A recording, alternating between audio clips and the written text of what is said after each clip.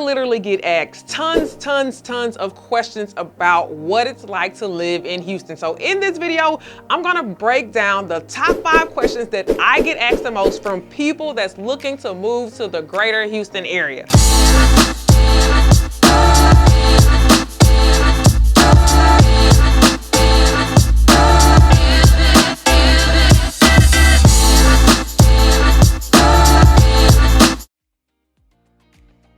What's up, everybody? I'm Nicole Handy, team leader of the Nicole Handy team. Welcome to the Living in Houston, Texas channel. This channel is everything you need to know about what it's like to live in Houston, Texas, from a native Houstonian. Hey, do me a favor, subscribe to this channel so you're notified every time I put out a new video like this. And also make sure you like this so other people that's searching for this same type of content gets this valuable information. So like I said, I'm gonna talk about the top 5 questions that I get asked the most from people that's looking to move to Houston. So let's jump right into it.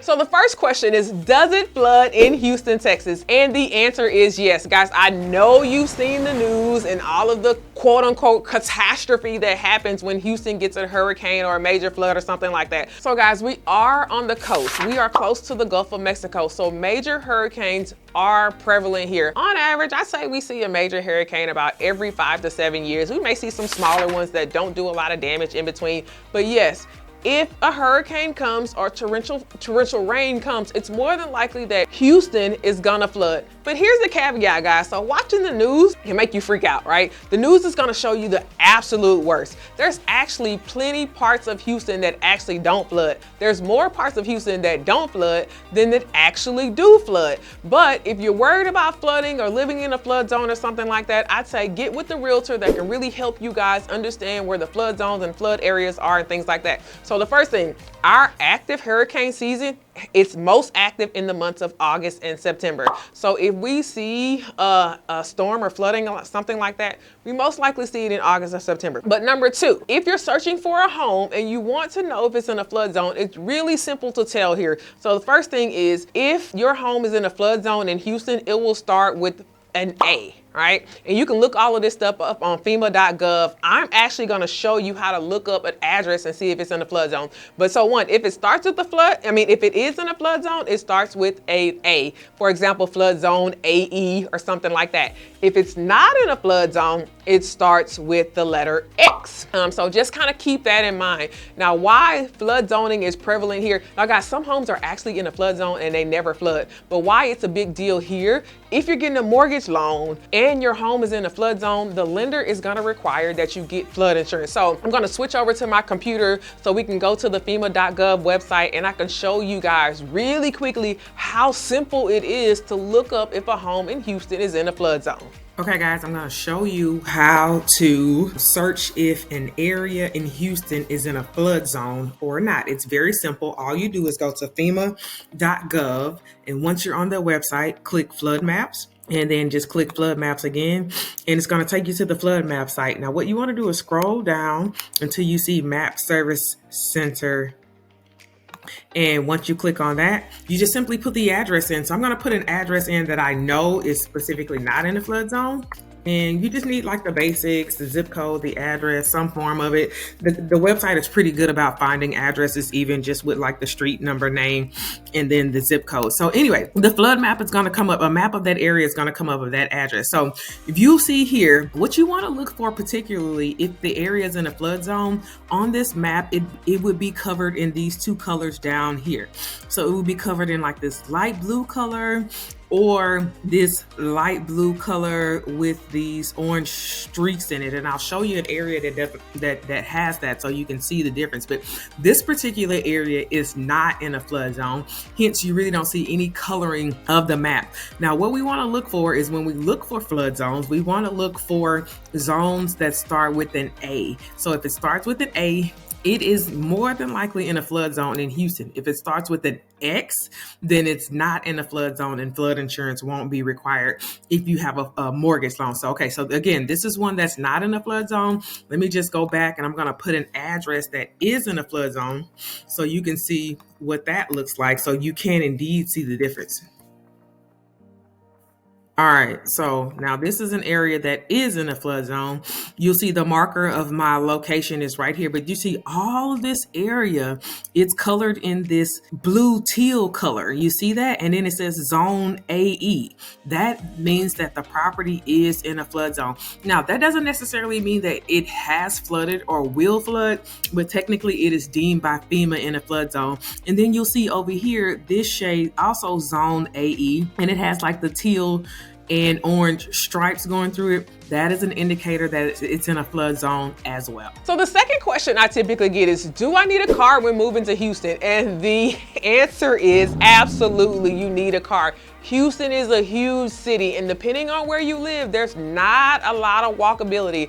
I would say outside of the city, if you're living in the suburbs, yeah, the walkability is really like slim to none. And also there really isn't a lot of public transportation.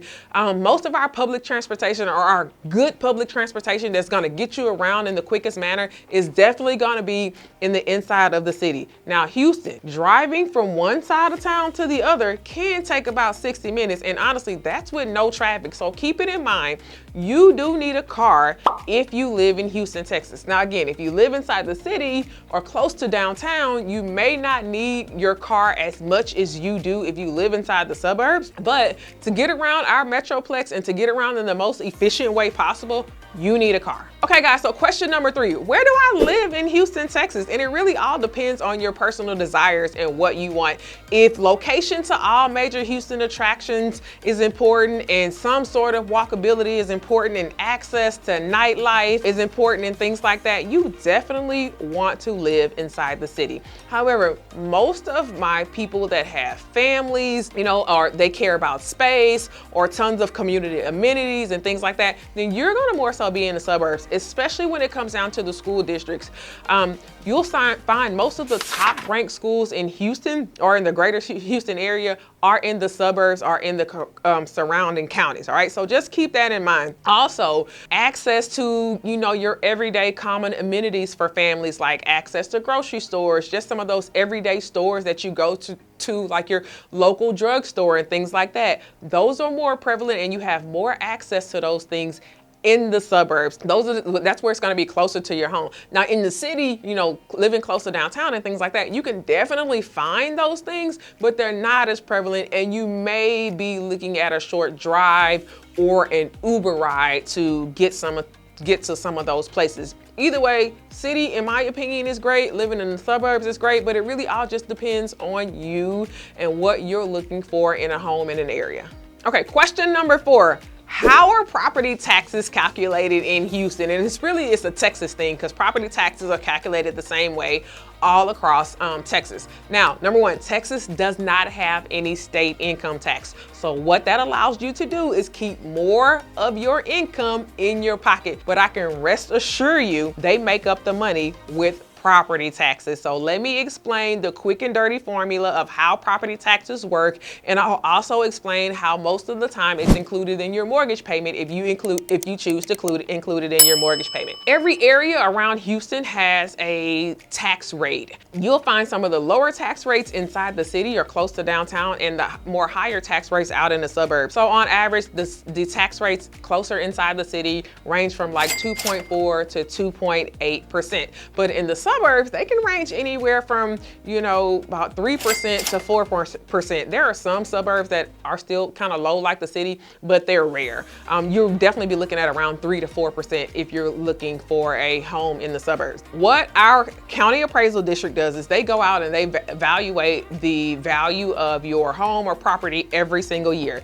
And they take that value of your home and multiply it by the tax rate. And that's how you get your yearly tax amount. So let's just put some numbers to this. So say you're in an area with a 3% tax rate and the home is valued at $500,000. 500,000 times 3% tax rate is $15,000. So your yearly tax bill for the year is 15 grand. Yes, 15 grand. Okay. So now, if you have a mortgage loan and you opt to pay your taxes included in your mortgage company will do that for you. Some people don't want to pay 15 grand or have to come up with 15 grand every year at the end of the year once the tax bills come out. So what your mortgage company will do is take that estimated tax amount, that 15 grand, divided by 12, and included in your monthly mortgage payment every month. So in addition to paying your principal and interest and your insurance as part of your mortgage payment, you can also include your taxes in your mortgage payment as well. And that's how most Houstonians do it. So again, you're not hit with a hefty tax bill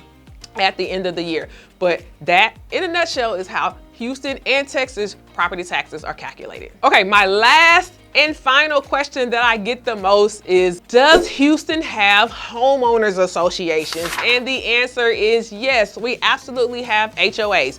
But I will say this, HOAs are more predominant in the suburbs. We see them in the cities, you know, kind of depending on where you are, you will see HOAs in the city too, but you can definitely, absolutely almost guarantee that if you live in the suburbs, you are gonna be in a community that has an HOA. Now, I don't know, a lot of people freak out when they hear the word HOA, and I've heard some horror stories from HOAs, from people that have HOAs like outside of the state and other cities and things like that. In my opinion, as a native Houstonian, as someone that's always lived in a community with an HOA, the HOA isn't that bad. You know, their job is just to maintain the integrity of the community, just to make sure that you and the rest of the homeowners there just keep things nice and in order. So for example, you probably wouldn't be able to paint your home hot pink if you had an HOA, right? But so, like I said, whether you're in the city or the suburbs, you can bank on the HOA to be anywhere from about $500 to $1,500 a year, right? And what does that typically include? So it typically includes maintenance of all the common areas in the community, things like pools, playgrounds, parks, if they have private gates and things like that. Some of the townhome communities inside the city, they also include like the exterior insurance that's included in the HOA, but it all the time does vary. So you always want to make sure, if you are freaking out about getting into a community that has an HOA, you just get with your realtor or get with the HOA and ask them for all of their rules and regulations up front so that you can at least read them ahead of time before you even purchase the home. But one thing you probably can't get away from in the suburbs is that HOA. So guys, regardless where you live, living in Houston, in my opinion, is a great place, but I hope you enjoyed me kind of explaining some of those top 5 questions that I get asked the most. If you have other questions that you want to ask, hey, drop them in the chat below and I'll make sure they get answered for you. So like I said, guys, I'm Nicole Handy. I'm the team lead of Nicole Handy team here in Houston, Texas, and we get so many people reaching out to us about helping them with their move to Houston, and we absolutely love it. We'd love to help you, and we can definitely do the same to make sure that your Houston move is a seamless process. So do me a favor, either send me an email, send me a text message, or skip all that and click the link below to schedule a consultation with my team so we can get you started on your way to move to Houston, Texas.